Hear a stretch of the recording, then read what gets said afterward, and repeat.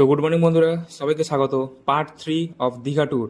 তো সকালবেলা উঠে প্রথমে আমরা ব্রেকফাস্ট করে নিলাম। এবারে আমরা অটোতে করে যাব সাইট সিন করতে। প্রথমে আমরা যেখানে যাচ্ছি সেটা খুবই সুন্দর একটা জায়গা, যেটার নাম হচ্ছে শঙ্করপুর। দেখতে পাচ্ছ বিচটা পুরো একদম পাথরে করে বাঁধানো দিয়ে, তারপরে আমরা বিচের ধারে নামলাম।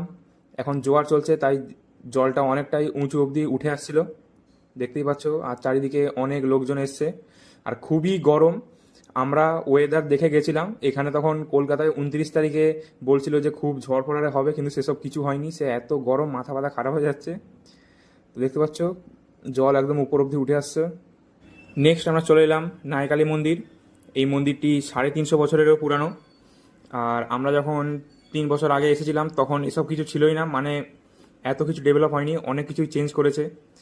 আর এই মন্দিরে বিয়েও হয়, আমরা যখন লাস্ট এসেছিলাম দেখেছিলাম। তো নেক্সট আমরা চলে এলাম মোহনা।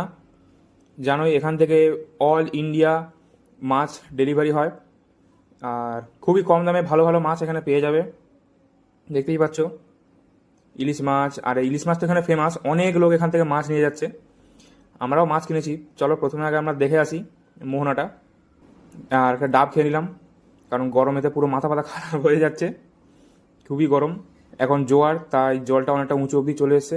আর মাছ এটা ধরো সকালের দিকে, আমরা তখন গেছিলাম প্রায় দুপুর 11টার বাজে, হাওয়া হচ্ছিল এখানটায় তাও। তো এরকম সাইজের একটা ইলিশ মাছ নিয়ে নিলাম, 1 কিলো 300 সাইজ হয়েছিল। এটার প্রাইস প্যাকেজিং নিয়ে আমাদের পড়লো হচ্ছে 1800। দেখতে পাচ্ছ এরকম করে প্যাকেজিং। তো তারপরে আমরা সন্ধ্যেবেলা চলে এলাম জগন্নাথ ধাম। দেখতে পাচ্ছ খুবই সুন্দর একটা পরিবেশ, খুব আলাদাই একটা শান্তি লাগছিল দুপুরবেলা এত ঘোরার পর।